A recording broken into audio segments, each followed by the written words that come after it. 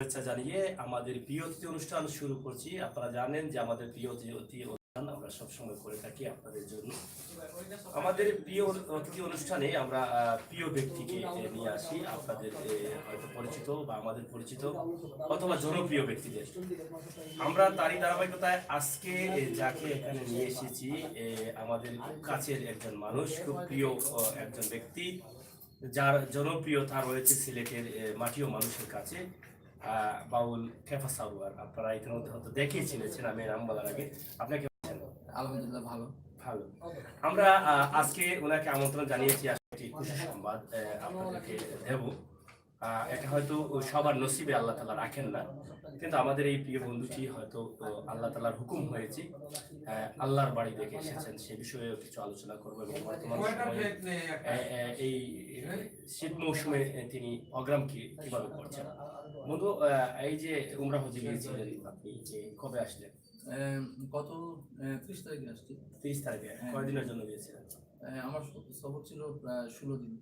একা গিয়েছিলেন না ফ্যামিলির কাউকে নিয়ে? না, আমি একা গিয়েছিলাম বাংলাদেশ থেকে। আর বাংলাদেশ থেকে আমার ফ্যামিলি যারা ছিল, অনেকে হয়তো জানেন যে আমার ফ্যামিলি যারা আছেন, আমার মা ভাই বোন সবাই কানাডা এবং ইউরোপ কান্ট্রিতে বাস করে সবাই।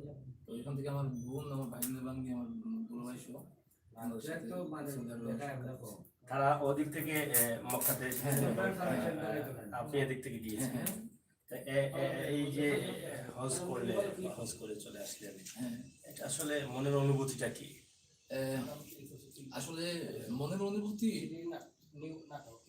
যে যেটা, এটা কিন্তু ভাষায় প্রকাশ করার মতো না। কারণ রাসূল সাল্লাল্লাহু আলাইহি ওয়াসাল্লাম রওজা সহ মক্কার কাবা ঘরের যে দেখার যে দৃশ্যগুলা, এগুলো দেখার যে অনুভূতি, এটা সত্যিকার অর্থে কেউ কখনো ভাষায় প্রকাশ করতে পারবে না। সেই অনুভূতিটা আলহামদুলিল্লাহ অনুভূতি অনেক ভালো।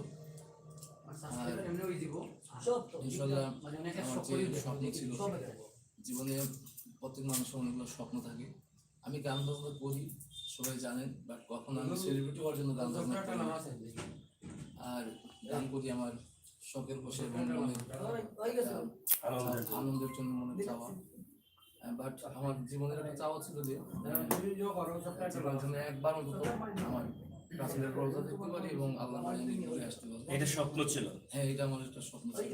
সেটা তো বাস্তবায়ন হয়েছে, এটা তো শেষ না। যেহেতু জীবনের এই ইয়াং বয়সে আল্লাহ তাআলা যে প্রিয় নবী ছিলেন, আর স্থান দেখে এসেছেন এবং নিজের চাওয়াটা হয়তো এখানে গিয়ে নামাজ রোজার মাধ্যমে চাওয়াটা চেয়ে এসেছেন। এখানে তো বারবার যাওয়ার ইচ্ছা করে। বারবার যাওয়ার ইচ্ছা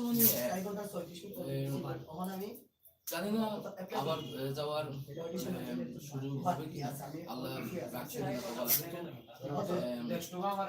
আমার আবার ইচ্ছা যে বারবার যেন ওই জায়গায় আবার, কারণ এটা আগে বলছি প্রকাশ করার মতো না। এই জায়গায় যাওয়ার পরে যে রাসূলের যে রওজা দেখার পর যে মনে যে একটা চাওয়া, মানে সেটা আমার মনে হয় কখনো কোনো মুসলমানের এটা তৃপ্ত হবে যে সারা জীবন রোজার পাশে বসে থাকে, তারপর এটা বারবার যেতে চাইবে বা ওই জায়গায় থাকার জন্যই থাকার চায়। এত ভালো বা এত সুন্দর জায়গা আমাদের হয়তো আল্লাহ রাব্বুল নসিবে রেখেছেন কিনা জানি না, তবে আমরাও আশা করছি যে যদি আল্লাহ তাআলার হুকুম হয় তাহলে আমরাও যাব। কিন্তু কে না যেতে চায় নবী করিম সাল্লাল্লাহু আলাইহি ওয়াসাল্লামের বাড়িতে, কে না যেতে চায় ওইখানে নামাজ পড়ার জন্য। আসলে আমরা সবাই আল্লাহ তাআলার কাছে সেই চাই, যারা যেতে চান বা যারা আমরা মুসলিম আছি, যার সম্পদ আছে, আমরা সবাই যেন একটিবার হলেও আমাদের প্রিয় নবী করিম সাল্লাল্লাহু আলাইহি ওয়াসাল্লামের মাজার জিয়ারত করে আসতে পারি এবং সচক্ষে দেখে আসতে পারি। যার অনুভূতি যেটা আমি প্রশ্ন করেছি সেটা হয়তো আমার মুখামি হয়েছে, এটা বলার অপেক্ষা রাখে না। কি অনুভূতি, কি বলবেন? পৃথিবীর সবচাইতে শ্রেষ্ঠতম জায়গা হচ্ছে সেই জায়গাটা, সেই জায়গার সম্বন্ধে কি জানতে চাই আমরা, তারপরও কিছুটা জেনে নিলাম। আপনাদের সবারই জানা আছে। বন্ধু, এই যে হজ করে আসলাম, মনের চাওয়া তো অবশ্যই ছিল, কিন্তু এই ফ্যামিলির সবাই তো বাইরে থাকে, কিন্তু আপনি দেশে আছেন কেন? দেশের বাইরে তো চাইলে যেতে পারতেন, যাচ্ছেন না কেন? যারা আমার বন্ধু বান্ধব যারা কর্মকাণ্ড সম্পর্কে জানে আর সবাই জানে যে আমি দীর্ঘদিন গানের সাথে সম্পৃক্ত ছিলাম। তারপরে গানের যে প্রতি যে একটা ভালোবাসা ছিল সেখান থেকে কিন্তু বারবার চেষ্টা করেছি যে আমাকে নিয়ে যাওয়ার জন্য, বাট আমি মন থেকে কখনো চাইনি, আমার চাওয়া হয় নাই। মানে দেশের প্রেমটা বা দেশের ভালোবাসা বন্ধু বান্ধব ছেড়ে যেতে চাচ্ছেন না? চাচ্ছি না। ইভেন হচ্ছে টোটাল দেশে যে ব্যাকগ্রাউন্ড আছে, আমি যদি চলে যাই তাহলে আমার এইটাই আমাদের কাজ করে যে আমার বাবার নামটা, আমার দাদার নামটা, আমার পরিবারের নামটা ধরে রাখবে কে দেশে, যার জন্য আমি দেশে। মানে এটা একটা গুরুত্বপূর্ণ পয়েন্ট এখানে, যে সবাই যেহেতু দেশের বাইরে, কিন্তু আমি যদি চলে যাই তাহলে তো আমার এই দাদার ভিটেটা বা এই এলাকার যে বংশধর আছে বা এই এলাকায় যে বসবাস করেছি সেটা আস্তে আস্তে মুছে যাবে। সেটাকে ধরে রাখার জন্য প্রিয় দর্শক শুনলেন, আসলে গুরুত্বপূর্ণ একটি পয়েন্ট আমরা এখান থেকে পেয়েছি। আমাদের অনেক পরিবার আছে এভাবে একদম নিঃস্ব, যেটাকে বলে নিঃস্ব করে ভিটা মাটি ছেড়ে আমরা সবাই চলে যাই, কিন্তু এই বন্ধুর কাছ থেকে চলে এসেছে যে আমার দাদার ভিটা, আমার বাবার ভিটা, সেখানকে বাঁচিয়ে রাখার জন্য আমি দেশে আছি। এটা আসলে সবার পক্ষে করা সম্ভব হয় না, কিন্তু এই বন্ধু সারোয়ার ওনার পক্ষে সম্ভব হয়েছে। আমরা অসংখ্য ধন্যবাদ জানাই এই সুন্দর পয়েন্টের জন্য, এবং আমরা মনে করি এই পয়েন্টটি কিন্তু অনেকেই দেখে তাদের মেধায় বা তাদের অনেক কাজে লাগবে। এটাকে বাঁচিয়ে রাখার প্রয়োজন। আমরা দেখেছি অনেক বড় বড় বাড়ি আছে, অনেক বংশধর মানুষ আছে, কিন্তু তাদের বাড়িতে মানুষ নেই, বাড়ি একদম নিঃস্ব হয়ে আছে। এই বাড়িটি কিছুদিন পরে হয়তো থাকবেও না। আচ্ছা, গান তো হয়তো প্রাণের সাথে মিশে আছে। এই হোজ করার পরে কি চিন্তা ভাবনা, গান নিয়ে কোনো চিন্তা ভাবনা আছে কিনা? গান নিয়ে আমি কখনোই চিন্তা ভাবনা, আমার ডিপ কোনো চিন্তা ভাবনা নেই, এটা সবাই জানে। আমি আগেই বলেছি যে আমি সেলিব্রিটি হওয়ার জন্য গান করি না, বা টাকা পয়সা উপার্জনের জন্য গান করি না। গানটা আমার মনের সাথে মিশে আছে, এবং গানের যে একটা নেশা, সেই নেশার জন্য গানটা করি, পেশার জন্য না। আর আশা করি আলহামদুলিল্লাহ 3-4টা প্রোগ্রামও করেছি আসার পরে। হ্যাঁ, আসার পরে, কারণ আমি আসার পর থেকেই সবাই, কারণ যাওয়ার আগে কিছু প্রোগ্রাম আমি অফ করেছিলাম, দীর্ঘদিন আমি রেস্টে ছিলাম। আসার পরে সবাই ধরলো যে অনেকদিন তো গান টান শোনা হয় নাই আপনার কণ্ঠে, যার জন্য প্রোগ্রাম করেছিলাম। এবং সিলেটের বাইরে সবগুলো প্রোগ্রাম সিলেটের বাইরে ছিল, আলহামদুলিল্লাহ। এটার সাথে আছেন? আছে। আচ্ছা, এই যে আমরা একটু বিষয় জানতে চাই, আমরা প্রায় প্রোগ্রাম দেখেছি, এবং সিলেটের ইয়াং তরুণদের মধ্যে খেফা সারোয়ার চিনে না এ ধরনের মানুষ খুবই কমই আছে। সিলেটের অলিতে গলিতে বাউল শিল্পী হিসেবে খেফা সারোয়ারকে অনেকেই চেনে, কারণ নামের আগে একটা উপাধি আছে খেফা। সেটা কিন্তু একবার যদি কেউ শুনে সেটা কিন্তু আর ভুল পড়ে না। কিন্তু আমরা খেপা সম্বন্ধে একটু জানতে চাই, এটা আসলে কিভাবে খেপে জানাবো? না, সত্যি কথা বলতে খেপা এমন একটা বিষয়, আমি খেপি না। খেপা শব্দের অর্থ হচ্ছে যে বাউল, আর ছন্দ ছাড়া বা পাগল বলা যায় খেপা। খেপা নামটা আসার কারণ হচ্ছে যে আমি আমার খেপা শব্দটা বাউল, হ্যাঁ, এটা আসলে বাংলা শব্দ না অন্য কোনো শব্দ? খেপা হচ্ছে যে আমাদের টোটালি বাংলা শব্দ, আর যে সংস্কৃত থেকে আসছে। আচ্ছা আচ্ছা, খেপার মিনিংটা হচ্ছে বাউল। আচ্ছা আচ্ছা, আমরা সরাসরি যেটাকে বলি বাউল, কিন্তু এটা বাউল শিল্পী না বলে খেপা সারোয়ার। আচ্ছা, অনেকে তো এখানে অনেক মতামত নিয়ে আসছেন যে খেপা কেন। এবার অনেকেই বলে থাকে যে খেপা সারোয়ার কিন্তু স্টেজ হঠাৎ করে খেপে যায়, মানে স্টেজ কাঁপানোর জন্য যে যত কিছু প্রয়োজন শরীর থেকে বা শরীরের বডি ল্যাঙ্গুয়েজ, ভয়েস সবকিছু দিয়ে নাকি আপনি খেপে যান। এটাকে ধরে নিয়ে এটা কি আসলে আসলে এটা না, কারণ আমি গান করতে কিন্তু ভয় পাই, যার জন্য অনেকে জানেন আমার কোনো বাংলাদেশে আমার কোনো অ্যালবাম নেই, বা আমি ইউটিউবে কখনো কারো গান করি না, বা করাও হয় নাই, কারণ আমি গান করতে ভয় পাই। আর আমার একটাই অ্যালবাম আমি করেছিলাম, নেক্সট অ্যালবাম ইন্ডিয়াতে, মানে বলিউডের সুপারস্টার জুবিন গার্গ, তারপরে অরিজিৎ দেব, তারপরে মঞ্জুশ্রী পাল সহ। এইটা তো করেছিলেন, এটা মনে হয় সিলেট আগে একটি নিউজও করেছিলেন। হ্যাঁ, নিউজ তো আপনি করেছিলেন। তারপরে কিন্তু আর কখনো অনেক প্রস্তাবও আসে যে আমার কিছু লিরিক আছে আপনি করেন, বাট আমি করি না। কেন?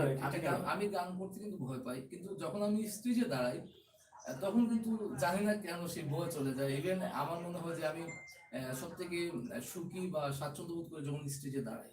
এর কারণ একটা আছে। একটা কারণ, যখন আমি সামনে মানুষ দেখি হ্যাঁ হ্যাঁ হ্যাঁ, বা আমার যে ভালোবাসার মানুষগুলা, আমার প্রিয়জন থাকে, আমার শ্রদ্ধা ভাজন, তখন হয়তো এইটা মনে হয় যে অনুভূতি চলে আসে যে এরা আমাকে আমার গান শোনার জন্য বসে আছে, আমাকে দেখবে, আমাকে দেখার জন্য আসছে। সেই তাগিদে ইভেন যখন তাদের তালি বা তাদের উৎসাহ যখন পাই, তখন কেন এটা হয় এটা আমি নিজে বলতে পারি না, এটা হয়ে যায়। মনের ভিতরে যে আনন্দটা আসে সেই আনন্দকে সহযোগিতা করে মানে ভালো গান করার জন্য মানে খেপে তুলে তখন না, এটা হয়ে যায়, এটা আমি করি না ইচ্ছাকৃত ভাবে, এটা হয় না। এটা মানুষের যখন ভালোবাসার যে বই প্রকাশ হিসাবে আমার মনে হয় এটা চলে আসে। বাট যদি স্টুডিওতে এরকম মানুষ থাকে আর আমাকে কি বলে একটা গান করো, তাহলে হয়তো আজকে হয়তো হাজার গানের গান ইউটিউবে থাকতো। এখন তো ইউটিউবের যুগে কিন্তু আমরা যতটুকু জানি যে আমরা দেখেছি যারা ইউটিউবার আছেন তারা কিন্তু সবসময় কিন্তু সুন্দর ফেস ভ্যালু করেন, সুন্দর ফেসটা উপস্থাপন করার জন্য, ছেলে হোক আর মেয়ে হোক। এখন কিন্তু ছেলেদেরও ফেস কিন্তু ইউটিউবে ভালো চলছে, কারণ এখন তো ইউটিউব ঘরে ঘরে মহিলাদের কাছে, মেয়েদের কাছে, আবার মেয়েদেরও ভালো ফেস কিন্তু ইউটিউবে চলছে। আমরা অনেক সময় দেখে থাকি যে এটার কিন্তু গানের কোয়ালিটি বা গানের কথাগুলো তেমন একটা ভালো না, কিন্তু এই যে ক্যামেরা ফেসটা ভালো থাকার কারণে কিন্তু অনেকটা এগিয়ে গেছে এই ভিউগুলা। কিন্তু সেক্ষেত্রে তো মাশাআল্লাহ আমরা যার সামনে বসে আছি আপনারা দেখছেন, ক্যাপাস সার্ভার কিন্তু খুব স্মার্ট এবং এখন তো আসলে স্বাভাবিকভাবে ইনি বসে আছেন।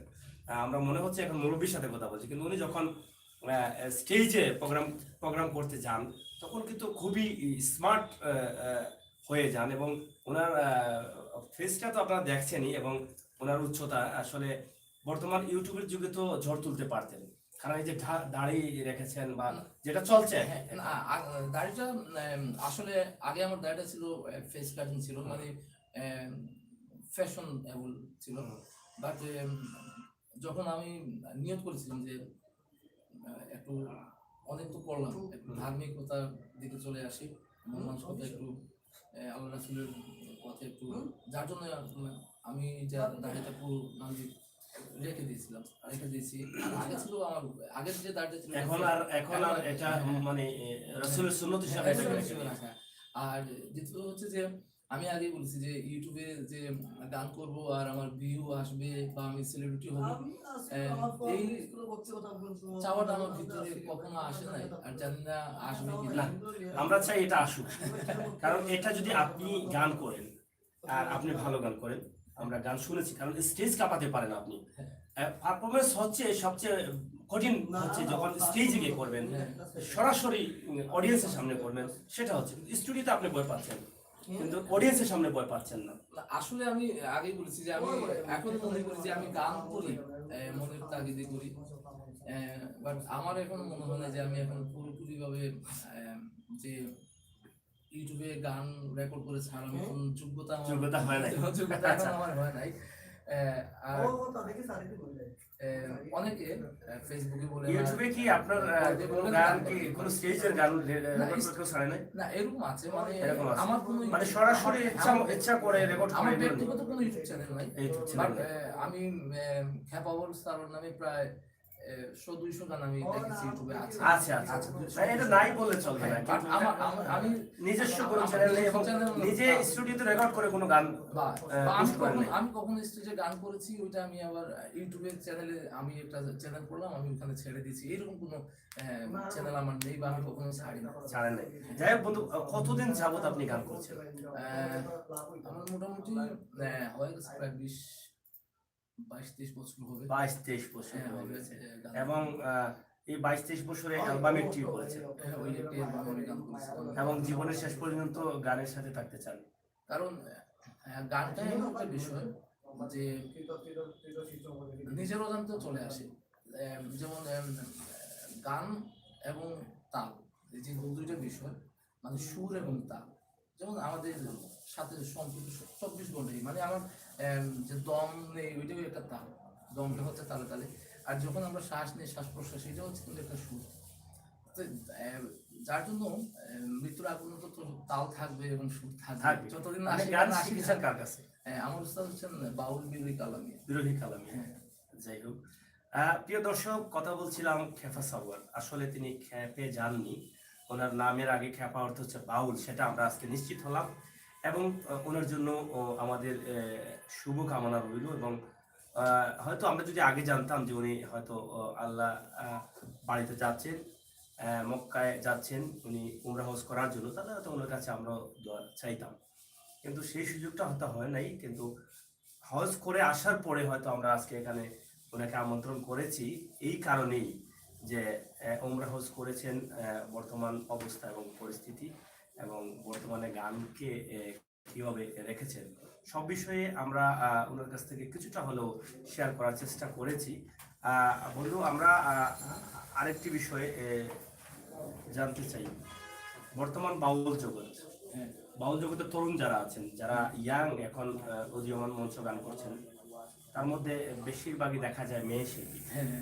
সেই গানগুলোকে বিভিন্ন স্টেজে অনেকের নাম ধরে নিচ্ছেন, সেটা কি অবগত আছেন?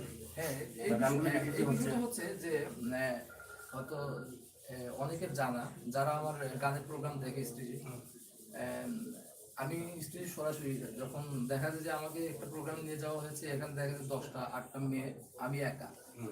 এই বিষয়টা কিন্তু আমি সাথে সাথে স্টেজ দাঁড়িয়ে আমি শেয়ার করি যারা অ্যারেঞ্জ করে প্রোগ্রাম। যেমন বলি যে আমাদের পুরুষের সাথে না বিচার, যে একটা অবিচার চলতেছে, যে আজকে 8টা মেয়ে শিল্পী নিয়ে আসছেন এবং আমি একমাত্র ছেলে শিল্পী হিসেবে আমাকে নিয়ে আসছেন, এটা একটা অবিচার আমার সাথে বা আমাদের সাথে। এই বিষয়টা নজর রাখার জন্য। আর আমি গান যখন শুরু করেছি তখন থেকেই যে গানের ভিতরে কারো নাম নিয়ে গান করাটার আমি সবসময়, মানে আমার শুরু থেকে এখন পর্যন্ত আমি কখনো কারো আমার নাম ধরে গান করি না। ইভেন একটা বিষয় আছে, যেমন একজন গেলেন, মনে করেন টাকা পয়সা আছে, ওনার সাথে 2-1 জন আরো থাকে, ব্যাগ পাশে থাকে নিয়ে যাওয়ার জন্য। স্টেজের বাইরে গেলাম, প্রোগ্রাম এর ফাঁকে একটু গেলাম, তখন দেখা গেল যে যাইয়া অফার করতেছে, ভাইয়া এক কাজ করুন, আমার বড় ভাই আসছেন, আপনি একটা গান করবেন ওনার নাম অ্যাড করে, তা আমি আপনাকে টাকা 1000-2000 টাকা দিয়ে দেবো, গিফট করবো। এই বিষয়টা আমি তখন কিন্তু বলি না, আচ্ছা ওকে ওকে ঠিক আছে, এইভাবে আমি চলে আসি। কিন্তু আবার যখন আমি স্টেজে দাঁড়াই তখন আমি বলি সাথে সাথে সবাইকে, আমি মাইক্রোফোন বলে দিই যে আমাকে কেউ, আমি এইভাবে গান করি না, আর যদি টাকা পয়সা থাকে ওইটা দয়া করে বাথরুমে ভিজিয়ে রাখবেন, কিন্তু আমি গান করি যে আমার এক আল্লাহর আরাধনা হিসেবে আমি গান করি। আর এখানে আমরা একটি কথা আছে যে মান is the second god of world, একটা কথা আছে। তা আমি এই কথা বলি যে আমি যখন এক আল্লাহর উপর বিশ্বাস থেকে গানে আসলাম, ওই 2 নম্বর আল্লাহটা আপনার ঢুকাই দেন গানের ভিতরে, এটা কিন্তু আমার কাছে খুবই খারাপ লাগে। এই বিষয়টা অনেকে জানেন, তো এই কাজটা না করার জন্য স্পেশালি আমি সবসময় এটা তো আমরা আসলে বেশিরভাগ, আপনারা তো সবসময় স্ট্যান্ডার্ড প্রোগ্রামগুলো করে থাকেন, কিন্তু বাউল প্রোগ্রামে এটা বেশি হয় না।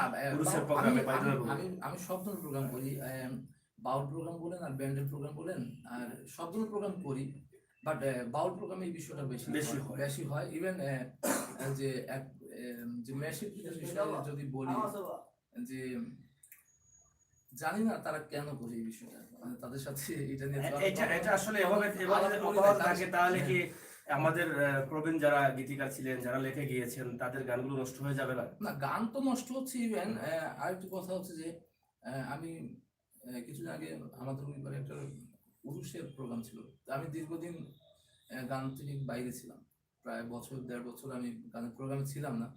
তো হঠাৎ করে মনের ভিতরে একটা আকাঙ্ক্ষা এবং গান শোনার জন্য একটা খুবই উতালা হয়েছিলাম।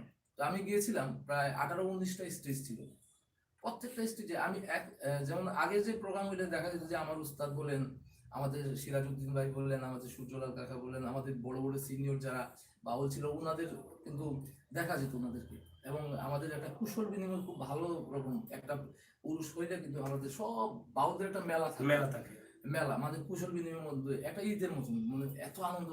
কিন্তু ওই প্রোগ্রাম যাওয়ার পরে আমি কোনো সিনিয়র বলেন আর জুনিয়র যে বাউল যারা ছেলে বাউল পুরুষ, মানে কাউকে দেখি নাই, প্রত্যেকটা স্ত্রী মেশিন ছিল, মেয়ে। একটা স্ত্রী শুধু একটা ছেলে ছিল, মানে আমাদের একটা ভাতিজি শাওন ছিল। মানে এই বিষয়টা আমার খুবই হার্ড লাগছে। ইভেন আমাকে অনেকে জোর করলো যে গান করার জন্য, আমি বললাম না সরি, আমি গান দেখার জন্য আসছিলাম, তাহলে আমি এখন চলে যাব। কারণ এই বিষয়টা ভাবার এটা বিষয়। মানুষের এটা ভাবমূর্তি, ভাব- গানের যারা হ্যাঁ, গান যারা শুনে বা এটা গানকে ভাবার যারা বিষয়। শ্রবণ করে হ্যাঁ, তারা হয়তো আসলে গান শুনতে চান না। না গান তারা গান তারা এখন হয়তো অন্য চিন্তা করে যে এখানে একটা হ্যাঁ, মেয়েকে নিয়ে আসবো, গান করবো, মেয়ের চেহারা দেখবো, না এইটাই এভাবেই কারণ অনেকটা হয়ে যায়। রাত্রে দেখা যায় যে 12টার পরে, 12টা 1টার পরে কিন্তু আর দর্শক থাকে না, 10 থেকে 12 জন থাকে। মানে তার মধ্যে 10,000 দর্শক ছিল, রাতে 2টার পরে দেখা গেলো 100। হ্যাঁ। আর তার মানে এটা বুঝে নেওয়া উচিত যে ওই 100 জন ছিল কিন্তু গানের দর্শক, বাকি সবাই ছিল আসতে মজা দেখার জন্য, মজা করার জন্য। মজা করার জন্য। বাট এটা আমাদের বোঝা উচিত, আর কিছু না। তো যাই হোক, আমরা অনেক কিছু শুনলাম, জানলাম, অনেক কিছু বুঝলাম। আমরা চাই আপনিও ইউটিউবে আসেন, ইউটিউবে ভালো ভালো গান করেন, আমাদের সিলেটি সুনামকে বিশ্বের দরবারে পৌঁছে দেন। কারণ ইউটিউব হচ্ছে এখন বিশ্বে সরাসরি চলে যায়। হ্যাঁ, হ্যাঁ, এখন নিজের প্রতিভাকে নিজে প্রকাশ করার জন্য ইউটিউব সহজ মাধ্যম। হুম, এবং যে প্রতিভা আছে আপনার মধ্যে, সেটা আমরা চাই প্রকাশ হোক। আর দ্বিতীয় হচ্ছে, আমরা অনেকেই জানি যে খ্যাপা সালমানের প্রেমে অনেক অনেক মেয়েরা পড়ে যায়, না অনেক কলেজের প্রোগ্রামে, অনেক না, অনেক ভালো ভালো প্রোগ্রামে, সেটা অনেকেই বলে থাকেন। আসলে কি সেটা সত্য? না আসলে প্রেম ছাড়া কিন্তু দুনিয়া সৃষ্টি হয় না। প্রেমের মধ্যেই সবকিছু। হ্যাঁ, কারণ আজকে যে আমার বন্ধু সাগর বলেন, মানে এইখানেও একটা প্রেম আছে। অবশ্যই প্রেম আছে। তো এখন দেখা যাবে যে প্রেমটা কোন ধরনের প্রেম। তো গান আমরা যারাই করি, আমাদের সবাই আমাদেরকে ভালোবাসে, ভালোবাসা সবার মধ্যে থেকে আপনাদের জন্য প্রেম আছে। প্রেম আছে। মানে এই বিষয়টা এইভাবেই যে একজন শিল্পী, একজন একজন শ্রোতা, একজন ভক্ত বলবো না, মানে শ্রোতা, আমার শ্রোতা যারা আমাকে ভালোবাসে। আর কারণ আমার এই যোগ্য না যে আমার ভক্ত কি, কারণ আমি আমার যদি বলে ভাই আমি আপনার ভক্ত, আমি ওইখানে ওই শব্দ বিপক্ষে আমি, যে আমার শ্রোতা বলি, ভক্ত তো একজনের হওয়া উচিত।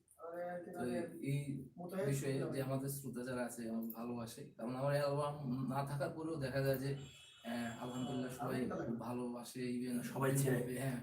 হ্যাঁ, জানাশোনা অনেক জায়গায় যাওয়ার পর দেখা যায় সবাই সবার সাথে একটা ভালো রিলেশন বা জানা সম্পর্ক হয়ে হ্যাঁ, যায়। ইভেন নাম শুনেছি, সবাই বলে হ্যাঁ, শুনেছি। শুনেছি। হ্যাঁ, এই যে বললাম না খ্যাপা, হ্যাঁ, হ্যাঁ, একবার শুনলে কেমন রাখুন মনে থাকবে। যাই হোক, দর্শকের উদ্দেশ্যে যদি কিছু বলার থাকে, এই হ্যাঁ, সুযোগে আমরা হ্যাঁ, দিতে চাই। যাক, যারা দেশ এবং দেশের বাইরে যারা আছেন, আপনারা আমাদের সাথে ইনশাল্লাহ সবসময় থাকবেন। আর স্পেশালি আপনাদের ধন্যবাদ জানাই যে আপনারা ভালো ভালো গান শুনেন, আর ভালো গানের সাথে থাকবেন। আর যে আমাদের যে বাউল বলেন আর যে কোনো গানের যে প্রোগ্রামগুলো হয়, সেখানে যে ধরনের বর্তমান যে অবস্থা, তার একটু প্রতিবাদ করলে কিন্তু হয়তো ভালো হবে আমাদের। আর আপনারা এই প্রতিবাদ করবেন, আমি চাইবো যে আপনারা যদি প্রতিবাদ করেন তাহলে কিন্তু প্রতিবাদটা জোরালো হবে। কারণ আমরা যে জায়গায় আছি, এখান থেকে আমরা প্রতিবাদ করার সাধ্য আমাদের নেই। কারণ আমরা যখন গান করি, আমরা তখন আমরা আমাদের আর স্বাধীনতা থাকে না, আমরা কিন্তু আপনাদেরই হয়ে যাই। আপনারা যদি, যেহেতু আপনাদের হয়ে যায়, এখানে কেউ ভালো আছে কেউ খারাপ আছে, মানে সবাই আমাদেরকে ভালোবাসে, তো ওইখান থেকে আমাদের প্রতিবাদটা একটু জোরালো কম হয়। আপনারা যদি জোরালো প্রতিবাদ করেন, কারণ আমরা তো গান করি আপনাদের জন্য, আপনাদের প্রতিবাদটা যদি করেন তাহলে আপনাদের প্রতিবাদ মানার যে কেউ বাউলরা মানতে বাধ্য। মানতে বাধ্য। আর আমাদের কথা কিন্তু এটা হচ্ছে যারা প্রোগ্রাম করায় তারা একটু সচেতন থাকতে হবে, এবং দর্শক সহ তারা এখানে প্রতিবাদ করতে হবে যে মরমী সাধকদের গানের মধ্যে যেহেতু অন্য কারো নাম নেওয়া না হয়। দর্শক শ্রোতারা যখন প্রতিবাদ করে, এটা কিন্তু শিল্পীদের মানতে বাধ্য। বাট আমরা শিল্পীদের সাথে এটা প্রতিবাদ করলে কিন্তু এখানে একটা দেখা যায় একটা প্রতিযোগিতা চলে আসে, বা অনেকে বলবে যে একটা হিংসার বশবর্তী হয়ে আমরা এই কাজটা করছি অনেকটা। যার জন্য হ্যাঁ, আপনারা বলবেন আর আমাদের ভালো ভালো গানের সাথে থাকবেন। আর স্পেশালি বন্ধু সাগরকেও থ্যাঙ্কস, যে দেখা হয়ে গেল আর অনেক কথা। আর যেভাবে সাগর আমাদের শিল্পী বা নতুন নবীন প্রবীণদের নিয়ে কাজ করে, ইউটিউবে বলেন এবং ফেসবুক লাইভে আমি দেখি, সবসময় দেখি কিন্তু। Thank you. তো এইগুলো আমার খুবই ভালো লাগে। এইভাবে আমাদেরকে শিল্পীদেরকে সাগর এইভাবে উৎসাহ দিয়ে যাবে, এটাই আমি চাই। আর সবাইকে সালাম জানাচ্ছি। আপনারা ভালো থাকবেন, আমার জন্য সবাই দোয়া করবেন, আমার ছেলে মেয়ের জন্য দোয়া করবেন। প্রিয় দর্শক, শুনলেন আমাদের প্রিয় শিল্পী খেপা সারোয়ার। আপনারা অনেকে ইউটিউবে গান দেখেছেন এবং বাস্তবেও দেখেছেন। আসলে আমিও ব্যক্তিগতভাবে খেপা সারোয়ারের ভক্ত। তার গানগুলো অনেক ভালো হয়, অনেক ভালো লাগে। সালামের গান বলেন আর করিমের গান বলেন, যে গানগুলো মজিয়ে বা মজা করে গাওয়ার জন্য সেই ক্ষমতা কিন্তু খেপা সারোয়ার রাখেন। আশা করি আপনাদেরও ভালো লাগবে যারা প্রোগ্রাম দেখেন বা যারা প্রোগ্রাম করেন। আমরা আশা করব যে খেপা সারোয়ারকে আপনারা কিছুটা হলেও স্মরণ করবেন। যদিও ব্যস্ত টাইম, হয়তো তার সাথে যোগাযোগ করলে হয়তো জায়গা বুঝে, প্লেস বুঝে হয়তো সুযোগটা দিয়ে দিতে পারেন। আমরা আশা করব আপনারা সবসময় যোগাযোগ রাখবেন এবং ছেলে শিল্পী, পুরুষ শিল্পীদের প্রতি আপনারা আগ্রহ বাড়াবেন। আমরা হয়তো এখন কিছু কথা এসেছে যে উড়ুচে গিয়ে দেখা যায় শুধু মেয়ে আর মেয়ে, এতগুলো স্টেজ থাকার পরও পুরুষ শিল্পী পাওয়া যায় না। সেটা কেন? আমরা কোন দিকে চলে যাচ্ছি? আমাদের নিজেকে প্রশ্ন করলে আমরা পেয়ে যাব। আমরা কি চাই না আমাদের মরমী সাধক যারা আমাদের সিলেটে অসংখ্য গুণী কবিরা জন্মগ্রহণ করেছেন, আব্দুল করিম রয়েছেন, হাসন রাজা রয়েছেন, রাধা রমন, দূরবীন শাহ, তথ্যের ভান্ডার কফিল উদ্দিন, অনেকেই রয়েছেন, অনেকের হাজার হাজার গান রেখে গেছেন। সেই গানগুলোকে আমরা কিভাবে নষ্ট করে দেব? আমরা জানি যারা গান শ্রবণ করতে চান তারা কিন্তু কখনো নষ্ট করতে দেবেন না, তারা ভালো গান করবেন। এবং যারা গানে যাওয়া শুরু করেছেন, যারা গানকে শুধু ফান মনে করছেন, তাদেরকে আমরা বোঝাতে হবে যে গান কিন্তু ভালো জিনিস, গানের মধ্যে অনেক কিছু পাওয়া যায়। আমাদের বন্ধু বান্ধব হিসাবে আমরা যাকে যেন পাবো তাদেরকে বলে দিতে হবে যে আমরা গান এভাবে শ্রবণ করব, গানের স্টেজ এভাবে করব। তাতে হয়তো আমাদের এই মরমী সাধকদের সম্পদগুলো রক্ষা করতে পারবো। আমাদের সিলেটের গানগুলো শুধু বাংলাদেশে নয় আর সিলেটে নয়, তথা পার্শ্ববর্তী ভারত উপদেশে অন্য দেশেও চলছে এবং আজীবন চলবে। তাদের কারণে বিশ্বের বুকে মাথা উঁচু করে দাঁড়িয়ে আছে আমাদের সিলেট। এবং সিলেটে রয়েছেন 360 আউলিয়ার পূর্ণভূমি, হযরত শাহজালাল, শাহপরাণ সহ 360 জন আউলিয়া। এই পবিত্র মাটি থেকে আমরা চাই আমাদের যারা পবিত্র আমানত রেখে গেছেন, সেই আমানতটা আমরা আমানত হিসাবে রেখে দেবো, খেয়ানত করবো না। অনেক সময় কথা বলেছি আমাদের বাউল খেফা সারোয়ার, একই শব্দ বাউল এবং খেফা, এটা আমি আজকে বুঝলাম। খেফা অর্থ আগে হয়তো বুঝতাম না। কিন্তু এই গানগুলোকে রক্ষা করার জন্য কিন্তু অনেক আগ থেকেই কিন্তু আমি আমার সাংবাদিকতার লাইফে থেকে আমি অনেক নিউজ করে আসছি যে বাউল গানগুলো রক্ষা করার স্বার্থে। সেটা হয়তো আপনিও দেখেছেন। এরপরে কিছুটা মানুষ হতে এগিয়ে এসেছিলেন, আবার তারা পিছপা হয়ে যাচ্ছেন। আবার এই থেকে কিছু মানুষ কিন্তু এটাকে পুঁজি করে নিজের স্বার্থের জন্য কিন্তু এটাকে ব্যবহার করছেন, এটাকে পুঁজি করে। এভাবেই চলছে আমাদের সমাজে। আমরা সবাই, আমাদেরকে বুঝতে হবে, আমাদের মেধা জ্ঞান কাটিয়ে আমাদেরকে রাস্তায় এগিয়ে যেতে হবে। আমরা কার সাথে সঙ্গ করব, কার সাথে করব না, কার কাঁধে আমরা ভার তুলে দিলে সে ভারটা সঠিক জায়গা মতো নিয়ে পৌঁছে যাবে, তার স্বার্থের জন্য করবে না, সেই ধরনের মানুষ দেখে আমরা করতে হবে। প্রিয় দর্শক শ্রোতা, কথা বলছিলাম আমি আমির হোসেন সাগর এবং খেপা সারোয়ারকে নিয়ে প্রিয় অতিথি অনুষ্ঠানে। আজকে আর গান শুনছি না, যদিও আমাদের সময় সীমিত, সময় চলে গেছে। যদি খেপা সারোয়ার আমাদেরকে সময় দেন আমাদের এই ছোট্ট চ্যানেলে, সিলেটের ম্যাগাজিন টিভিতে, নেক্সট কোনোদিন আমরা গানের সাথে সাথে কথাও বলবো, গানও শোনাবো। এখানে আছেন, ক্যামেরার দায়িত্ব যিনি পালন করছেন, আমার খুব প্রিয় এক বন্ধু রাজীব, খুব প্রিয় রাজীব। কিন্তু সিলেটের সঙ্গীত অঙ্গনের বিভিন্ন ভাবে কিন্তু বিশেষ অবদান রেখে যাচ্ছেন। রাজীব, কিছু বলতে চাও? বলে ফেলো, আমরা ফেসটা গরম লাগে। যাই হোক, আমার বন্ধু আছে ক্যামেরার দায়িত্ব পালন করছেন, অসংখ্য ধন্যবাদ জানাচ্ছি সিলেটের ম্যাগাজিন টিভির পরিবার থেকে। প্রিয় দর্শক শ্রোতা, বিদায় নিচ্ছি। দেশে বিদেশে প্রবাসে যে যেখানে আছেন সবাইকে ধন্যবাদ জানাচ্ছি। আমাদের কথায় বাসায় ভুল হলে ক্ষমা সুন্দর দৃষ্টিতে দেখবেন। আমরা যে কথাগুলো শুনলাম, মূল্যবান কথা শুনলাম খেপা সারোয়ারের কাছ থেকে, সেই কথাগুলো আসলে আমাদের মাথায় রাখা উচিত বলে মনে করছি। ভালো থাকুন, সুস্থ থাকুন, আল্লাহ হাফেজ। আসসালামু আলাইকুম।